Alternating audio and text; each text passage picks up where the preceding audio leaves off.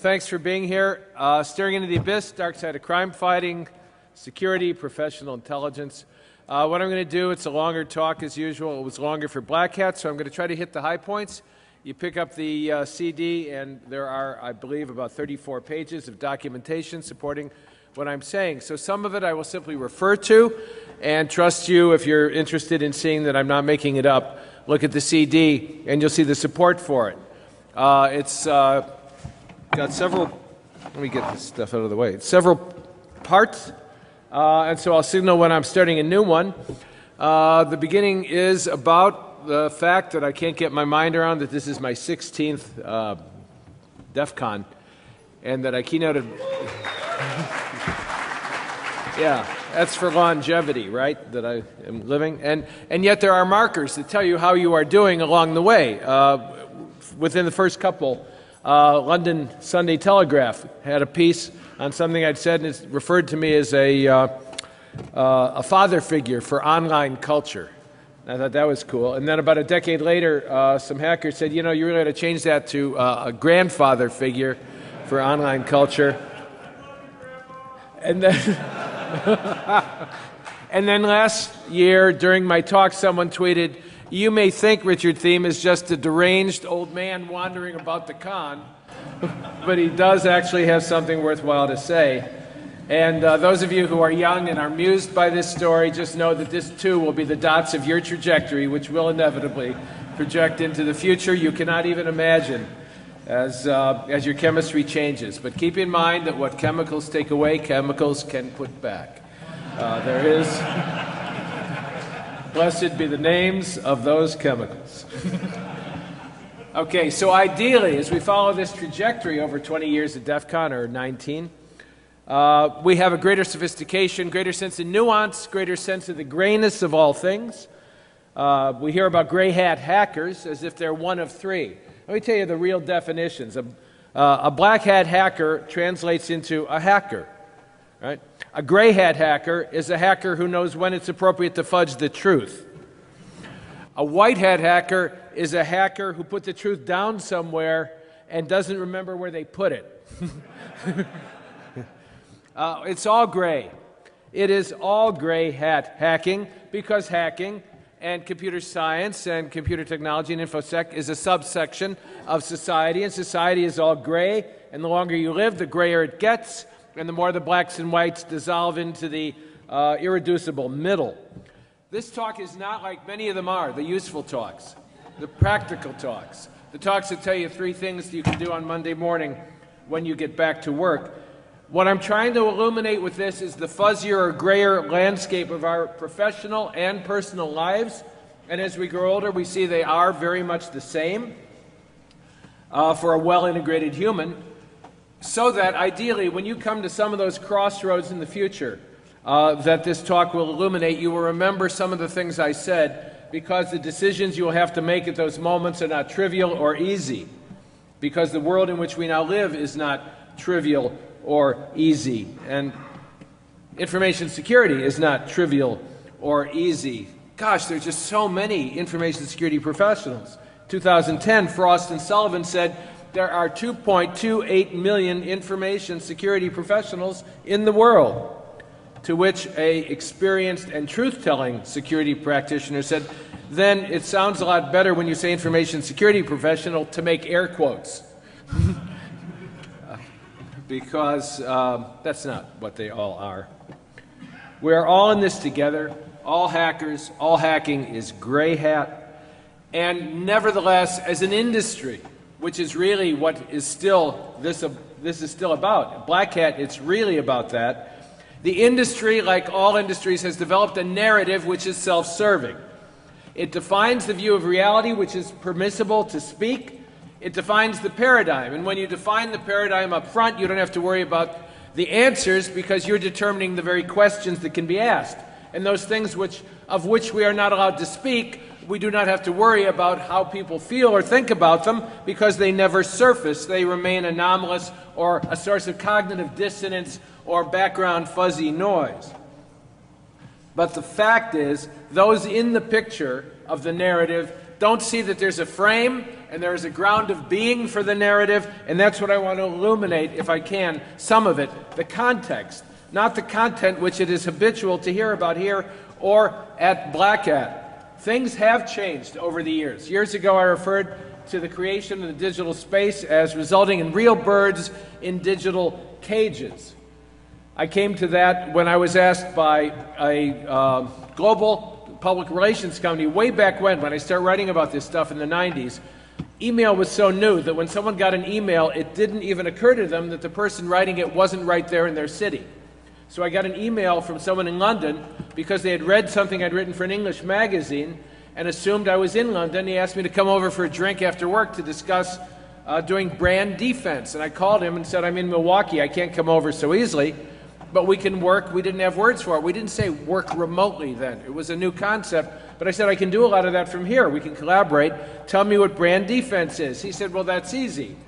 If we have a client, say, who's a tobacco company, I said, I see, you want me to build what we were learning to call websites that defend your client. And he said, no, no, no. We want you to build websites that attack our client from a multiplicity of points of view, and we'll give you enough information to be credible in your attacks, but not so much that it will be a smoking gun that could bring serious damage to our client, and therefore you will collect in those websites the real birds in digital cages, the people who are opposed to our client, and inflect the conversation, alter it so that it becomes essentially harmless in the end, and we will turn the digital cage and the birds, because they have the illusion of the freedom of flying that comes from flapping, will think they are free and flying in fact.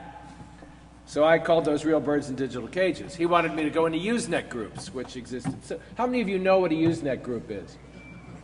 All right, not bad. I was talking to a young whippersnapper who was trying to get me out of my literary mindset and into transmedia. And I said, well, the person who introduced us, we met during the days of the bulletin board, and he said, what is a bulletin board?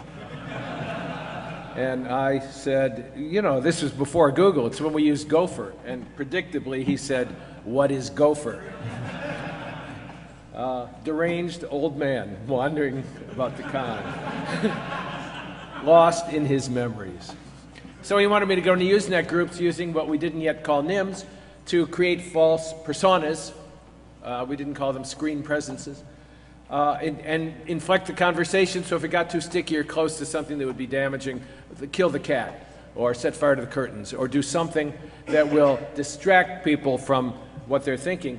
You probably recognize this now as the real world in which we live, the virtually inflected world in which people project themselves into virtual spaces because we evolved to be trusting of our senses, and so we think that what we see is what's there. And the bottom line of everything I speak about and write about is that nothing is what it seems. It really, really isn't. This is not a conspiracy theory. This is just what's so. Nothing is what it seems. It's what's so. It's also so what. So that's not news. Well, now, instead of digital birds in real cages, with the advent of social media, what we really have are real flocks of birds in digital cages. And in addition to the illusion of the freedom of flying, because when we look up or down or to either side, we see other wings flapping, we have the illusion of security because we're part of the herd. We're part of the hump, of the humplings, the bell curve, a word I think I created. The hump of the bell curve, you know, there's like 10% up front. Those are the masters of society who create environments and realities for us. And we're the 80% in the hump of the bell curve, humping along. Humplings hump. That's what they know how to do. And then there's 10% at the end that are the dregs. And the masters keep the dregs, so the humplings will see the dregs and be grateful they're not the dregs and thank the masters for keeping them in the hump and not letting them fall back into the dregs, i.e. people who can't get work after 3 years or who have a lower standard of living or who are denigrated in many ways. And then everybody is happy except the dregs, but they serve a larger societal purpose by making the rest happy. So if you deconstruct their unhappiness, they too are happy. They just don't know it, so they get violent, you know. At any rate, providing that hump, providing that herd, providing that flock of illusory digital wings provides not only the illusion of freedom, but the illusion of security. And as the bigger and bigger cage turns, because we are part of a flock, we cannot even see the edges of the cage so far as that parallel universe from us. In other words, we are all assimilated. We cannot help being assimilated into the organizational structures of the larger cultural entities of which we become a part. Margaret Mead, great anthropologist, said years ago that it takes her a full year to learn again what she learns in 1 week when she enters a new culture. And the reason is when you come in new, you see it with beginner's eyes, as the Buddhists say. You see it fresh. You see that the cues you are used to responding to aren't there, but there are different cues, and you see it clearly, like the Terminator at the moon, over against the light and the darkness. You see the rills and the mountains of the cultural norms and behaviors in a different way. But after a week or so, she already unconsciously was assimilated into the culture to a degree that undermined her objectivity and ability to see, and it took longer and longer and longer to see more and more. And therefore, we go by the known but unwritten rules. You know that. In any organization, some of you belong to them, there are 4 kinds of rules. There's known and written, which are the manual they give you when you're hired and have to go through some organizational orientation. And they're known for a moment as you leaf through them, and then they go on the shelf and they become written but unknown over time because you never consult them again. There are also unknown and unwritten, which are the deep cultural structures of our lives, the 98% of us that evolved and of which we are unconscious. So we don't have to worry about those, but the ones that govern the organizational life are the known but unwritten rules. And anybody who succeeds in anything is pretty good at picking up on and intuiting what are the known and unwritten rules and obeying them in order to advance in the organization and keep sustenance and livelihood alive. A friend of mine who's a cop and is also a Roman Catholic. This is not meant to denigrate the Roman Catholic Church and all its illustrious history. I'll just tell you what he said to me. He's a cop and he's a Catholic. He said, you know, my church and my police life work the same way. When you're a rookie, you know, you're watched. And as the dirty money comes through and the drug money doesn't all go back to the station and some of the coke gets bled off, or you go into an alley and you beat the living, you beat somebody, and you're standing there waiting for your partners to finish kicking him into unconsciousness, they watch what you do. And if you're okay, you don't do anything. And the word goes around real quickly, you're okay, you're one of us. And if you are one of us, then you are elevated up through the structures. And when you reach the top, as Timothy Leary said, you never get the truth from the company memo because you become so instantiated as an aspect of the company, you're like Invasion of the Body Snatchers. Somebody put a seed pod under your bed in the night when you joined, and over time you look like yourself, but pretty soon you only say the things the paradigm the company approves of allows you to say, and you don't say the other things at all. And so you become part of the Borg. And so my friend the cop said, that's who makes captain.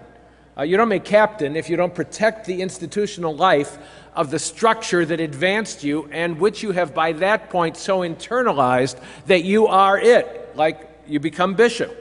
And this is why the culture of my church, he said, has become a global, he said it, I didn't say it. I don't know if I even believe something like this. He said a global criminal pedophile enterprise. I don't know I don't know of anything about that, if that's true or not, but he said it's the same way. You come in and you see quickly, unless you're unconscious, what is going on. And if you say something, you go to Fort Wayne, Indiana. And if you don't say anything, you become Archbishop of New York or Boston or LA or Chicago. And that's just what's so. But in that case, because the evil is so deep, it's not so what. But at any rate, as an illustration of how organizational life assimilates us, it works pretty well. Well, the same thing happens in the so-called security space, the space of information security, and in the intelligence community, where groupthink permeates, percolates through the structures, and from externals, the input is minimized. So the weakest link of the chain is frequently the definition of the problem. And the definition of the problem, as Matt Blaze pointed out, is often not what we think it is. That's true not only about security, but it's also true about the security industry itself. So the question I'm asking is, who are we really? What is the security space really? And what does our self-referential narrative about the industry include? And above all, like all paradigms, what does it exclude and allow us not even to think about saying, much less say? What is the rule base or the filter? And how well does it work at the perimeter? Because like computers themselves, the perimeter no longer exists. There is no perimeter defense if there's no perimeter, and there's nothing but Mobius strips interlacing with one another like parallel universes. So let's not be white hat hackers and forget where we put the truth. Let's simply identify what the truth is and articulate it. Nothing is harder to see than the truths we have come to believe so deeply that we don't even see them. Because our narratives become self-referential, they're bounded by mutual self-interest, and they are characterized by a heavy dose of groupthink. Beliefs are fine. Beliefs are good. They're useful. Just don't believe in your beliefs. Just hold them lightly. True of all beliefs. Notice, oh, that's something I believe, and then let it go. Because we know now from neuroscience that we make decisions prior to inventing the reasons we say we do them. The decisions take place unconsciously, they manifest, and then we say the reason I did that, and it's always, as Nietzsche said, in the war between pride and humility, that's why autobiography is never trustworthy. Pride always wins. So how do you change the paradigm? Well, once when I was in the church, I was in a leadership project in which we were discussing new paradigms for clerical leadership in the Episcopal Church. And after we brought in all the people from Silicon Valley and all the think tank people, somebody had money and funded this. And the second year of a 3-year project, I was sitting there listening to the gabble of all these what we called cardinal rectors, big churches. You know, I mean, if you play it right, you can do okay. You know, I was sitting in a $1 million rectory in Hawaii, tending my parish. My wife had a sign made that said, "The pastor is in," with an arrow pointing to the beach blanket. And we're sitting in a $1 million house, and that's when you realize you came to do good, and you did well. You know?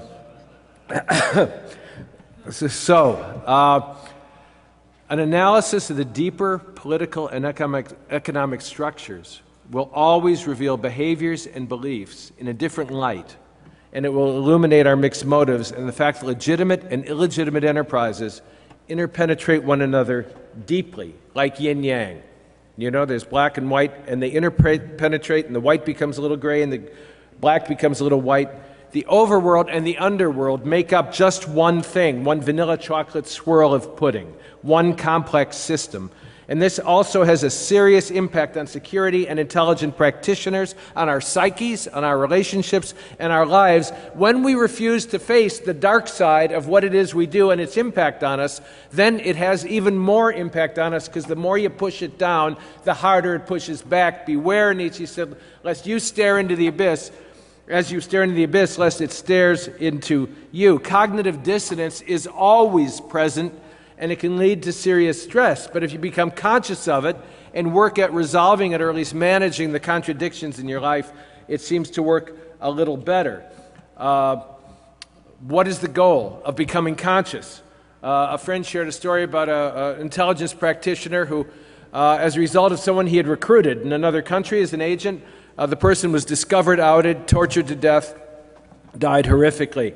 The person who had recruited him, our guy, was struck by it, burdened by it. He started drinking heavily. They had to take his clearances away for a while, put him on a different desk, and send him to a therapist. And I said, but where's the therapist? Well, the therapist is cleared by the agency, therefore assimilated into the culture of the agency. And I said, what is the goal of therapy? The goal of therapy, the answer came back clearly, is to get the guy back into shape, to go back to the original desk and do the work again, which got him into trouble, psychologically speaking, in the first place. I said, well, that's not what I did counseling for 20 years. When I did counseling, the goal was to enhance someone's ability to see the darkness in their own life, see all the contradictions, integrate them into a bigger self, and transcend with wholeness and integrity what they thought had been a burden. And he said, that's not our goal. Our goal is for the guy to get back to work. We're not concerned with wholeness and integrity.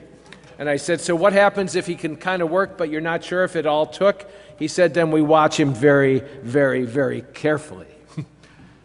Well, it has an effect on us. In the days before it became public, I was talking to people who were tortured, and I was talking to people who did the torturing.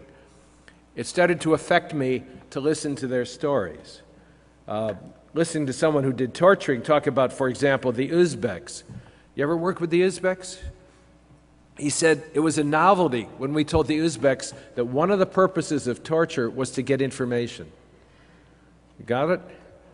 They didn't know that. They thought it was just something we do. And I was telling that to someone who'd been doing interrogation seriously and well for 17 years, and he said, the Uzbeks, my God, you ever work with the Turks? By which he meant that all they want is a confession. There doesn't have to be a perp, there doesn't have to be a crime. There's a piece of paper, sign it. Oh, you don't want to sign it? That's the way it is. Listening to their stories, oops, deaths. The story of medical practitioners, doctors, falsifying death certificates when someone said, oops, lost him, heart attack. Oops, deaths. And then used the information they gained from each instance of torture to advance the ability to do torture well the next time. This is medical experimentation on human beings, which was prohibited by Nuremberg, but is practiced. Waterboarding is a red herring. It's an image of something we can imagine not being so bad, as Rumsfeld said, just dipping him in the water or something like that, as if choking to death almost is not so bad because we didn't kill him, except when we did. But the serious torture is not just waterboarding. It's used as an image to distract people from the truth of what it is that we do. But it is not what we are allowed out here in the psychic space of America to talk about clearly. And so as a result, as Jane Wagner said, I'm getting more and more cynical all the time, and I still can't keep up. What does it do to you to hear secrets or live with secrets and carry them as a burden? I had dinner in Washington once with a friend from FBI and a friend from NSA, and they were talking about what it did to them.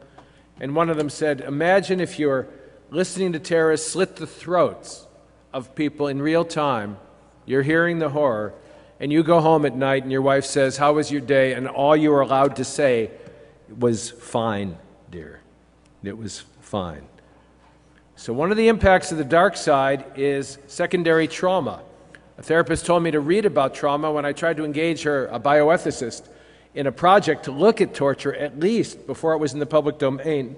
And of course they wouldn't, because it would jeopardize their professional positions. So I read about trauma and what it did to you, and I went back and I said, I've read all the sequelae of trauma that are predictable. And she said, you know, I wanted you to read that. And I said, sure, because I'm dealing with people who are traumatized. And she said, anything else? And I said, no, because when you're in it, you can't see it. And she said, you're showing all the symptoms of secondary trauma. My wife said, I could have told you that a year ago, but she was my wife. So, you know, you listen, but you don't listen. But when a therapist you don't know says it, you say, oh, I didn't know that. My point is that by virtue of the work we do in the security space, we often, all of us, and all of us in America, by virtue of knowing and having these conversations, if we dare to have them, begin to show the symptoms of secondary trauma. It distorts our view of reality, it makes it more binary, and it makes us more paranoid. Not just appropriately paranoid, but wondering what is really going on all the time. And then when they call you a conspiracy theorist for wondering, it makes it even worse because you're not allowed to evolve a conversation, civil discourse about the truth in order to know what it is, because the one thing that holds true is it does set you free to tell the truth and to know the truth and integrate it into your life. So hopefully this analysis will make us think twice before we use the buzzwords and jargon of our profession, words like security itself and defense, like when they changed the Department of War to the Department of Defense before going into 150 countries with a military presence as we have now, or words like terrorism or cyber war, words which are weasel words designed to create a paradigm which we unthinkingly articulate and in which we unthinkingly live. One example of what it does to us is this article which appeared on Dark Reading. Security pros may be ready to crack under growing pressure. Faced with securing personal devices and a growing base of threats, security pros feel overwhelmed, ISC2 survey reports. What it is about is the fact that when you're doing a job that you know can't be done, it causes not only trauma, but it breaks down your ability to function effectively. It reminded me of the story in John Hersey's Hiroshima. After the blast, there was a flash of light, and a doctor noticed 2-3 people coming into the office, their arms peeling and bleeding and burned, and he started to treat them as he would anyone who came in the office with those symptoms. But when he turned around, there were 5 or 10 more, and he tried to treat them, but then there were 20 more and 30 more, and he looked out the window, and hundreds were streaming down the street, burned and bleeding toward his office. And he was reduced to someone who could only go from one to the other, saying, "They're there. They're there. They're there." The security industry. They're there. It'll be okay.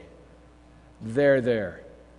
But is it in fact implementing in the meantime the structures of security that will give security, or is it simply carrying out the de facto commission, which now the intelligence community itself has become commissioned to do, not by any state because they're dissolving as the boundaries around them dissolve, but by the fact of their lives in the trenches, where they exchange information with one another in an effort like a thermostat to maintain some kind of equilibrium in the global body politic, so that chaos, which is always threatening to break out at any bubble or aperture, will not break out. The bottom line of the security world is to be able to assure people that the world in which they wake up tomorrow will be pretty much like the world in which they went to sleep. That's a different commission than creating, implementing, and sustaining security. So, hence the title, "Whoever battles monsters should take care not to become a monster too." You stare long enough into the abyss will stare right back at you. Or the way the sign put it at Sandia National Labs, "Do not look directly into the laser beam with your remaining eye."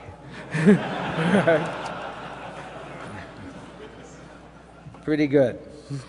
Okay, so security has a context, and what I want to do is turn a little context into content and illuminate the slightly bigger box into which we say we're going when we're going out of the box.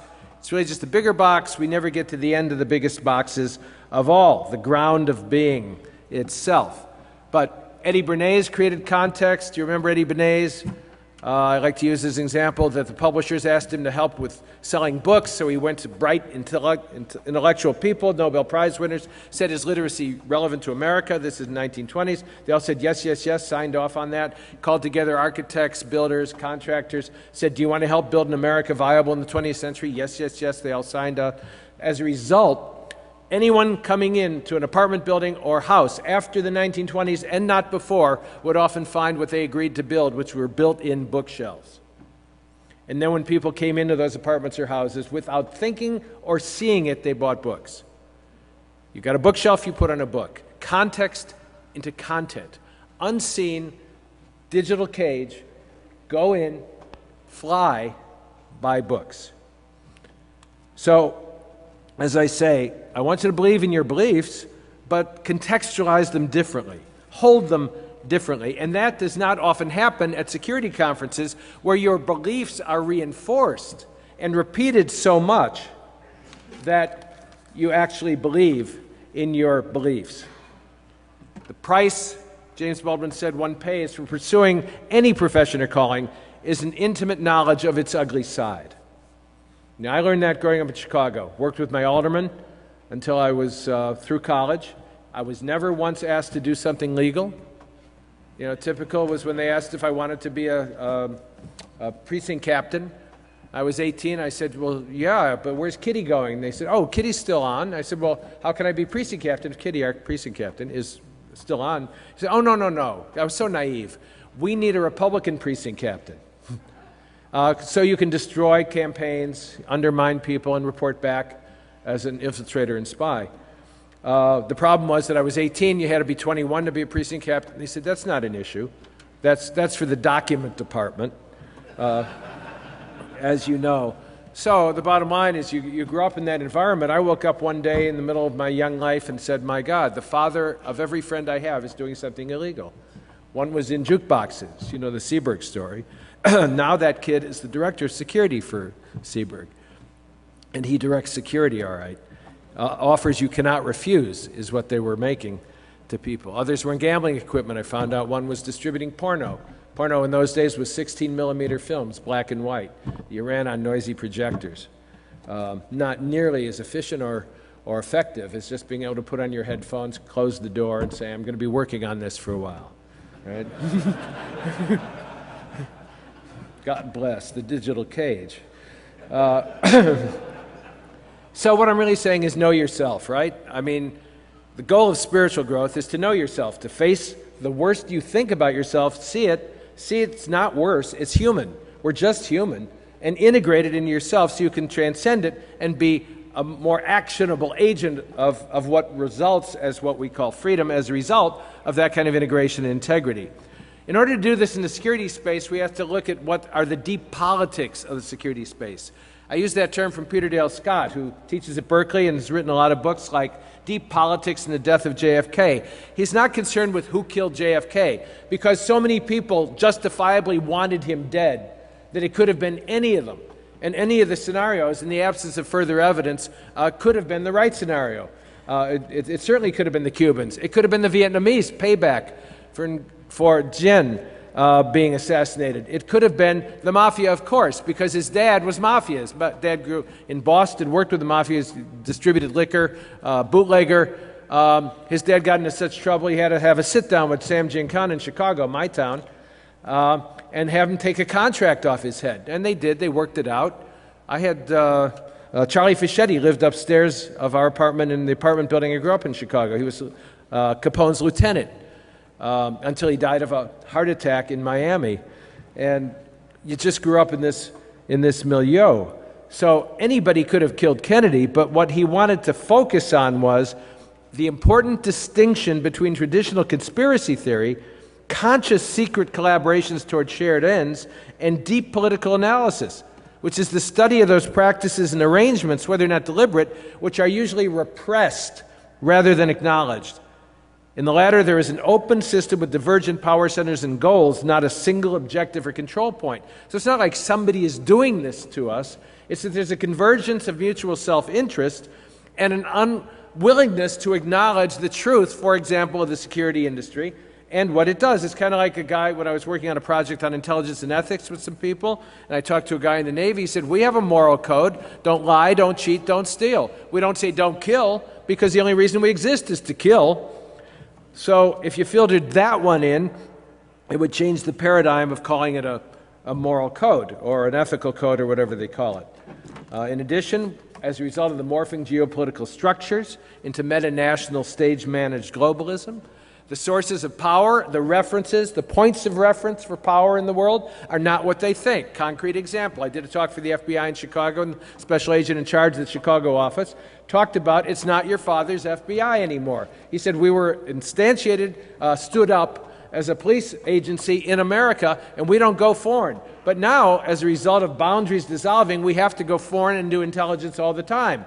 The flip side of that is the CIA was instantiated to break all of the laws it could in its mission in all other countries except ours, but now it's impossible to say where ours ends and the others begin. In other words, foreign and domestic, like natural and artificial in the world of biology, no longer make meaningful distinctions because the grayness and fuzziness in the middle has expanded all the way to the edges. There is no foreign and domestic when you're looking at the sources of power. And what the special agent at the FBI said is, I used to be able to appeal straight up to the patriotism of people we're working with to do X, Y, or Z on behalf of our country, and they find now it is in conflict with their allegiance and the sources of their authority and power and money, which comes from meta-national structures which do not yet have names, but to which the money in its flows continues to point. So I'm not making this up. Criminal structures are sustained or tolerated by police. They always have been. Whitey Bulger in Boston, for example, working closely with the FBI, the integration of crime and legitimacy is the way it is. Crime and legitimacy interpenetrate one another. You can't have one without the other. So, I wrote at the New Paradigms for Security workshop, information security is one task, both offensive and defensive, of the intelligence community sanctions breaking foreign laws while prohibiting similar activities on American soil. But simple distinctions of foreign and domestic no longer hold.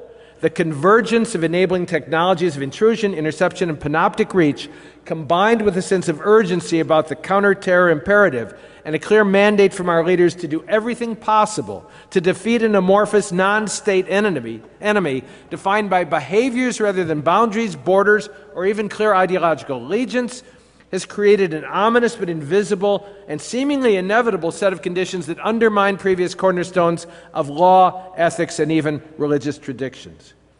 Therefore, IT and security professionals exercise an implicit thought leadership because you create the structures that bind and inform society and civilization. Your real charge is not to defend and protect a nation any longer, but to stabilize the world.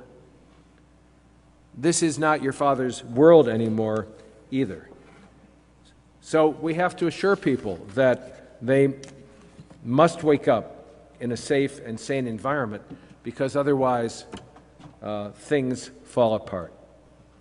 Now, we're doing all this in a deeper context yet, in a context of a world within the world, a secretive world, a secret world, which since 9/11 has grown and grown and grown. I had dinner not long ago with someone who helps to write the protocols and policies of governments on intrusion and detection. I said, are we ever going to get freedom from intrusion and surveillance back? She laughed. It was easy. Of course not. She knows how deeply the structures of authority and power have been penetrated by those technologies.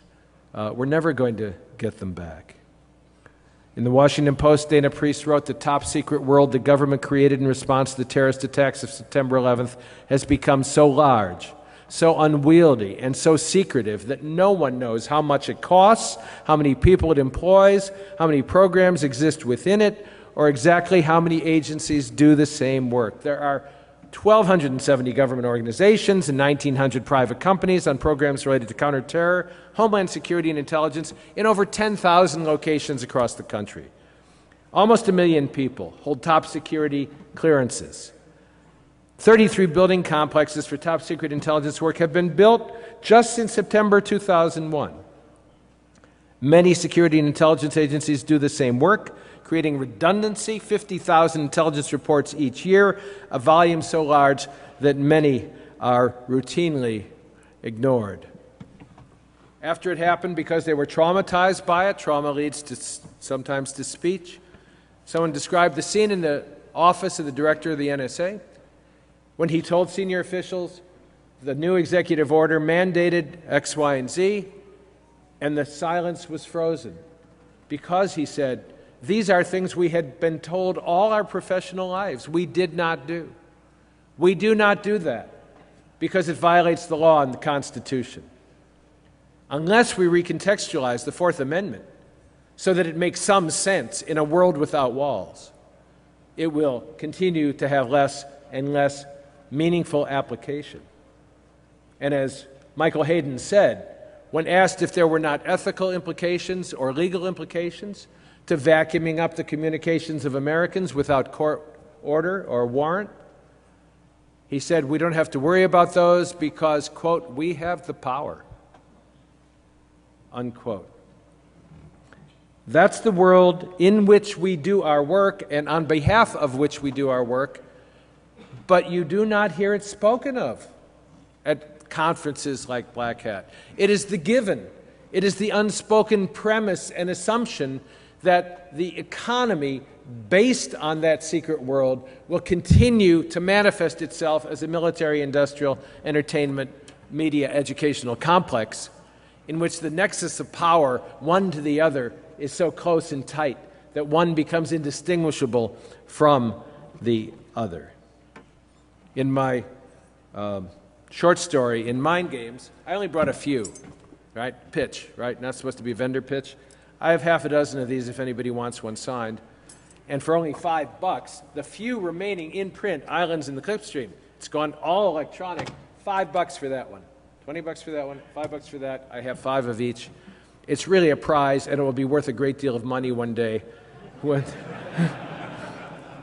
the older I get, the better I was. And when I'm dead, my value will be through the roof. Okay. So we don't usually discuss the simple reality of the sources of research and development in the world which funds our enterprise. It's just a given. People deal with one another. They do not always ask from where the money comes. You do not always know in different false flag operations. 10 minutes? Are you kidding? Jesus. All right, forget that. All right. God, the meat of this, and they're all on that CD, but let me just start rattling them off and make this kind of fit, is what hackers and security professionals really say when we talk to one another in the privacy of our shared spaces. Okay? One stood at the vendor space at Black Hat last year with me and looked out at the sea of booths and the beach bunnies and the booth bunnies, I mean, and all the swag, the chocolates and the pens and the glowing lighted balls, and said, do you know, not one of these people can deliver on the promise they make, which is to secure the enterprise. Not one of these people can deliver on their promise. They are selling something that cannot do what they claim, which is protect and secure the enterprise. And when I mentioned that a particular application was based on smoke and mirrors to the editor of a major national information security publication, he laughed and said, Richard, our industry is based on smoke and mirrors. A quote which you heard me say was said by the editor of the magazine, but CNN yesterday reported, and Richard Thieme said the whole industry is based on smoke and mirrors.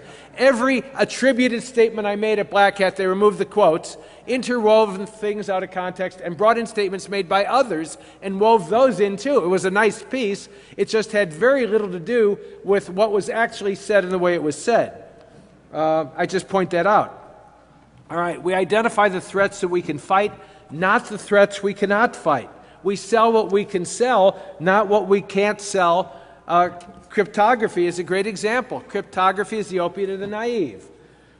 Because, sure, it can protect a lot of things, but not if the system is broken. Peter Neumann was talking to Revest about voting machines, and Revest said the cryptography is terrific on the voting machines, and Peter Neumann said, yes, but the entire system is broken. And Revest, the cryptographer, said, that's not my problem. Right? Holistic thinking at its best, right? And he's a really smart guy. I remember someone laughing at the ATM and other embedded device code he was looking at because it was so simple and easy to exploit, one hacker said. In my non-expert opinion, I would say the cell phone stuff is even easier, and another added mobile device security implementations currently suck more than the abomination that we call mainstream software. Okay? Dan Gear pointed out, by name, the financial world has proven by demonstration that we humans are abundantly capable of building systems we can neither understand nor control. The digital world is insisting on a second round of proof. Just as the greatest enemy of our personal health is ubiquitous cheap food, the greatest enemy of our national health is ubiquitous cheap connectivity. You know that the applications being added by the thousands and the smartphones being added by the thousands simply increase the coves and niches of the coastline of the attack interface. So there's a whole section that I won't even touch on what the FBI is actually doing in COINTELPRO 2.0. I will skip the section on Emil Durkheim, which you can read about, in which he pointed out that criminality and legitimacy necessarily interpenetrate one another in any society. And I'm going to skip the point about what the banking system is actually sustaining and supporting, an example of which is how much money is effectively laundered through that system. I will give you a couple quotes. U.S. and European banks launder between $500 billion and $1 trillion of dirty money each year, half of which is in the U.S. alone. Senator Carl Levin summarizes, estimates are up to $1 trillion of international criminal proceeds are moved internationally and deposited in bank accounts. Between $2.5 and $5 trillion have been laundered by U.S. banks and circulated. The flow of corrupt money and from transitional economies is $40 to $40 billion. The result of this is without the dirty money, the U.S. economy, external accounts would be totally unsustainable, living standards would plummet, the dollar would weaken, the available investment and loan capital would shrink, and Washington would not be able to sustain its global empire. I'm not making it up. I'm just saying the banks do this, and it's not just American banks. UBS, the Vatican Bank, Barclays, around the world. as well as Citigroup. Bank of America has a beautiful statement on their policies on money laundering, completely contradicted by their actual practice. Wells Fargo, Wachovia, was just fined over $1 million because they laundered over $1 billion on behalf of the cartels in Mexico, which are fighting one another to death, killing over 35,000 people. They laundered so much money through Wells Fargo that it equaled 1/3 of the Mexican GDP, and Wells Fargo's claim was that no one at the bank noticed.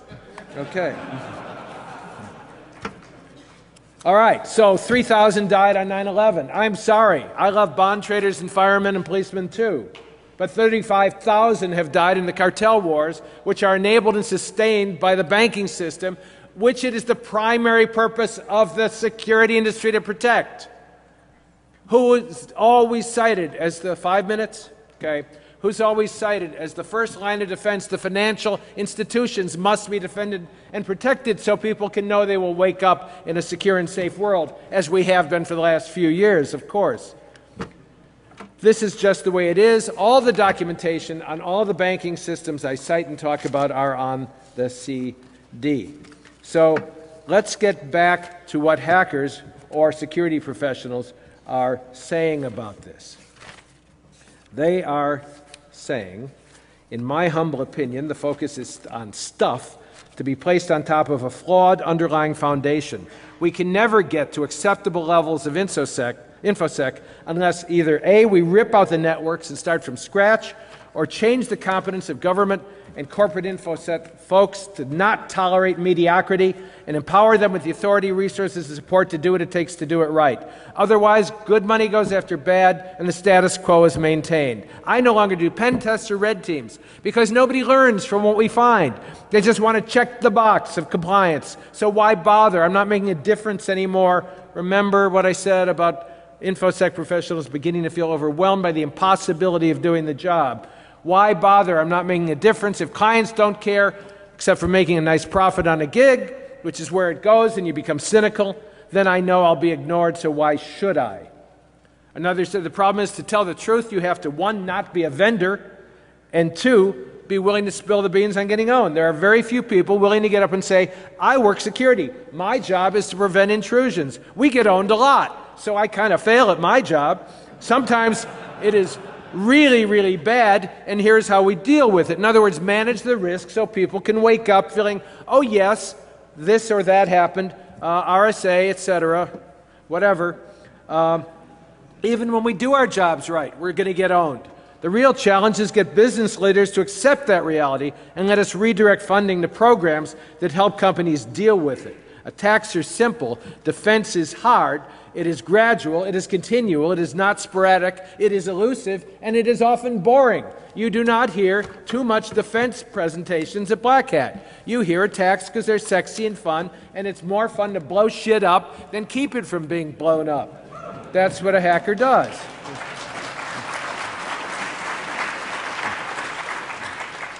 I understand that what I'm articulating is not popular.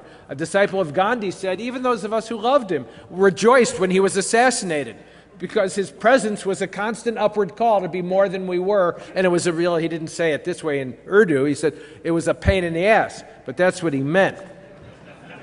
It is a pain in the ass to look at this stuff and try to deal with it and not forget it, suppress it, and ignore it the minute we go on to the next presentation.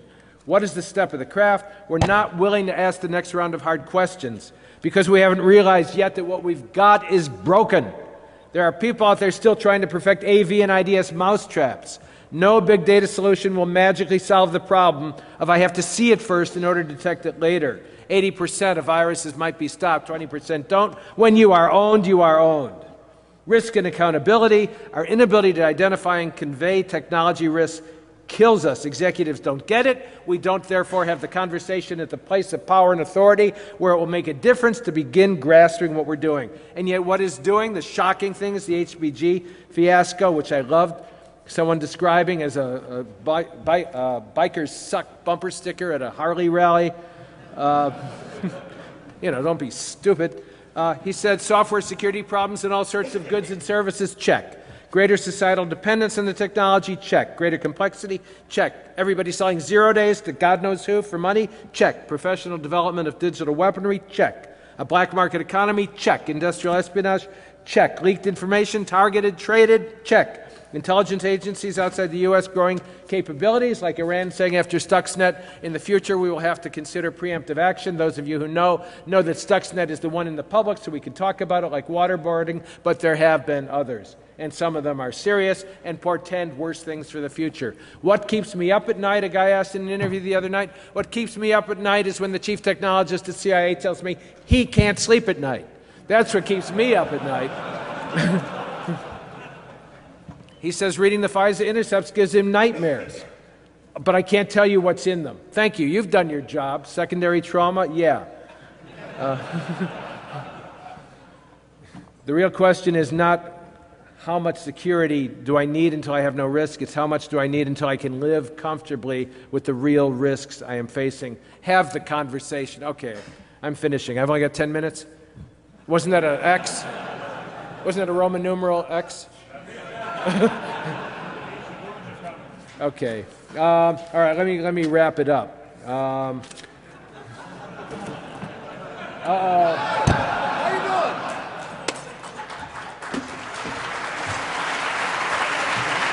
you doing? No, I'm the next speaker. Oh, you're the next speaker. Let me just wrap it up by saying build networks with the people who are really your friends. Let me tell you how I knew who they are. The guy came up to me about a few years ago when I had too much to say for a change, and the people were saying cut. And the guy who does the audio, this was cut, but the guy who does the audio said, because he'd read my book and loved it, he said, there are two people I won't cut, Martin Luther King Jr., he's dead, and you. So make friends with the little people, right?